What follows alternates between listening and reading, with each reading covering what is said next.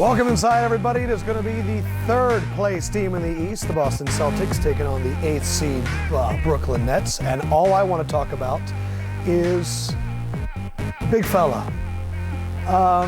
One, Ascot looks amazing.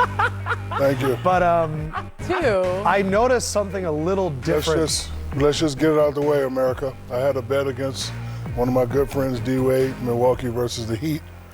I said Milwaukee was going to win by 20 and the Heat won. And I said, well, what do you want me to do, pay you? He said, nah, you got to let your hairline grow out. We want to see your hairline looking like Kenny Smith. Oh, so I just lined it up for y'all so y'all can see where my hairline starts. You look good. And I look good, and I'm proud to do it, and I'm keeping it like this all week.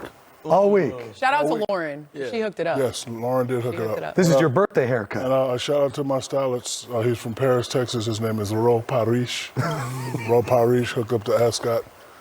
Wow. My stylist. All right, D-Wade, you win. And so listen, you're not going to hurt my feelings. Send in your tweets. Be as mean as you can. Yeah, let's hear them. I want to see them all, America. Wait, what were you calling? Hit us up, NBA on TNT. He looked like a lot of people. He looked like a lot of people. But I look good, though, looking like a lot of people. Winslow. He looked like Charles S. Dutton.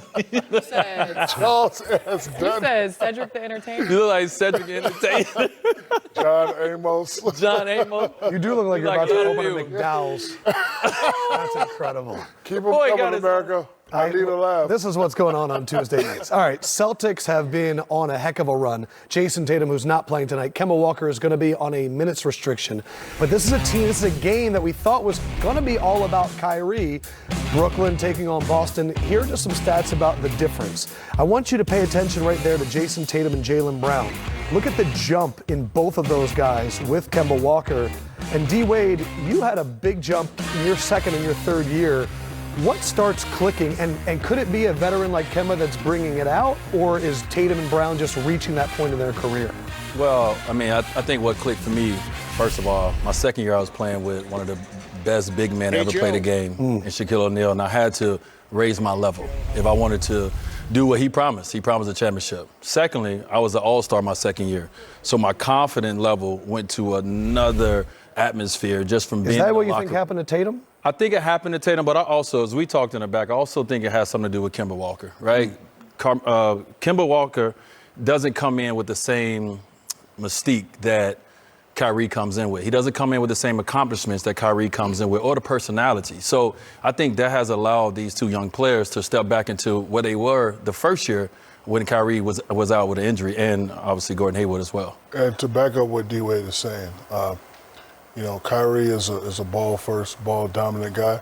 I was that way, too. You know, we have a term in the NBA and the WNBA, just let us eat. Kyrie wasn't letting the guys eat as much. He was letting them eat, but not as much. Kemba is the guy that said, okay, I'm going to have the ball, but I'm going to let you eat. So when I got to Miami, it was like, Shaq, we're coming to you. Me and D-Wade had a meeting, and I said, listen, they come to me, but I'm coming to you. Right. So go to work. So when you let guys eat, of course, their confidence level is going to go up. So, again, Kyrie, I'm going to eat first. You guys get the scraps. Kemba Walker, you guys eat first. I get the scraps. A lot of people are talking about Tatum, and understandably so, the fifth Celtic all time to average 30 in a calendar month. But you looked at all the statistics, Candace, instead. It's the defense that deserves our attention right now. Well, they lost two defenders in Al Horford and Aaron Baines. And I think a lot of people looked at them this year and thought that they were going to take a step back. And in fact, they've taken a step forward. They've always been, over the last 3 years, a top 7 ranked defensively. But how do they do that? Their ability to switch 1 through 5. Yes. And they have 3 guys that are relatively the same size in Brown, Hayward, and Jason Tatum. And they're able to switch. So Brown ends up predominantly on the 4 position. We saw Jason Tatum in that Lakers game take a step forward defensively and matching up with Anthony Davis a lot of times. But, I mean, kudos to the Celtics, because their ability to switch but also create turnovers. So that negates a pick and roll because you're just going to switch it. It negates ball movement because inside the arc they pressure. And so, I mean, they're a top 5 defensive team. Second in points, third against the 3, 6th in terms of defensive efficiency, 4th in terms of field goal percentage. And all we talk about is the scoring, but the defense has been unbelievable. You know, the other day I was saying this. I said they are a big 3 that doesn't know they're a big 3. My favorite 3 big 3s are the Boston big 3, the Miami big 3, and the Golden State big 3. These guys are big 3. They don't even know it. They don't even know yet. Once they figure that out, the East going to be in trouble. 9-3 in That February. hairline's a big, This, a big baby. 4. And where you at camera 2? Go and get that. there are only things as crazy as Shaq's hairline. Back is your lining right now. Yeah, pan this way, America, so y'all can see that. 3 Wow. Good, behind don't it. I? Yeah. Straight, at least it's straight. Yo, Y'all thought I was bald. This is all hair. You see it? Looking good, yep. yo, Trey Young shoots from where your line started at. Wow. 9.5 court. Yeah, that's a Mountain Dew ball with 3 points.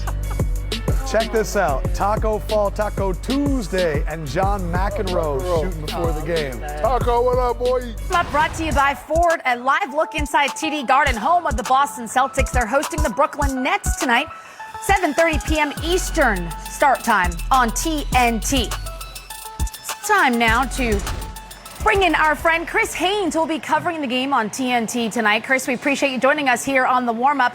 We've gotten word that Jason Tatum is out of the game tonight. Do you have anything you want to share with us as it relates to Jason? They think this is a one-time, one-day bug.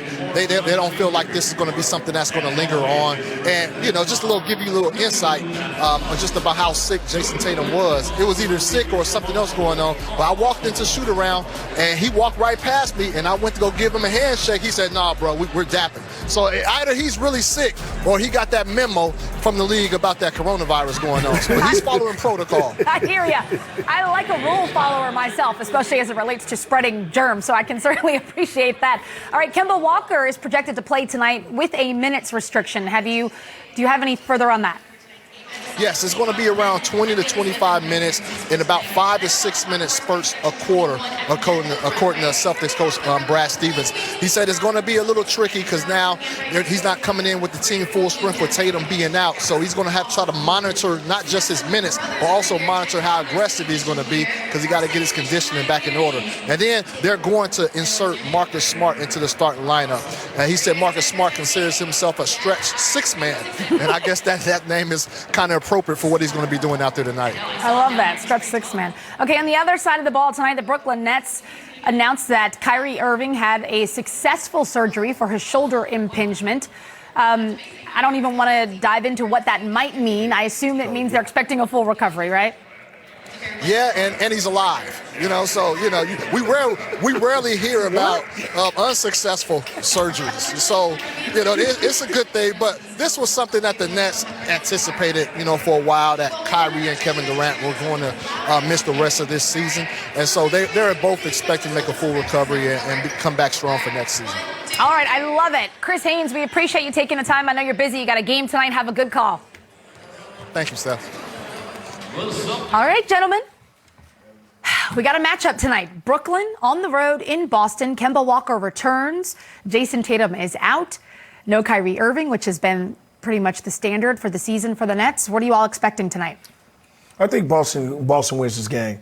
They still got a lot of players. You got Smart. Even though Kemba Walker is only going to play 20 to 25 minutes, what happens now is Hayward starts to step up, and then you forgot Jaylen Brown is still there.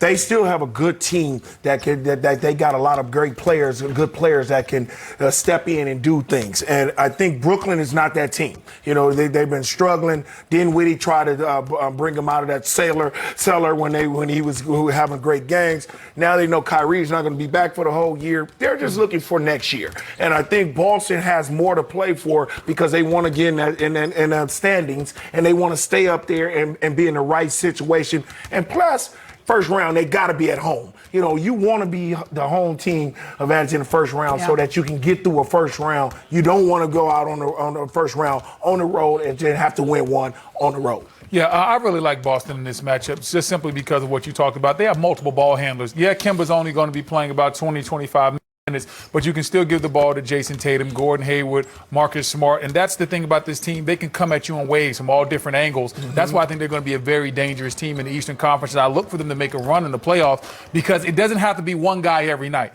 Kemba can take you one night, then it can be Tatum, it can be Brown. We know Tatum's not going to play tonight, but I still like Boston. More importantly, I like what they do defensively. They bring the defense night in and night out. And so when you're a good defensive team and you have multiple layers to your offense, that's normally a recipe for success. Let me pose this question to you guys. Boston, right now sitting in the third position in the East. They're only a half a game behind Toronto at number 2. Seeding matters, right? Yeah. Both will have home court in the first round, but the matchup will be definitely different. You're talking about playing either Orlando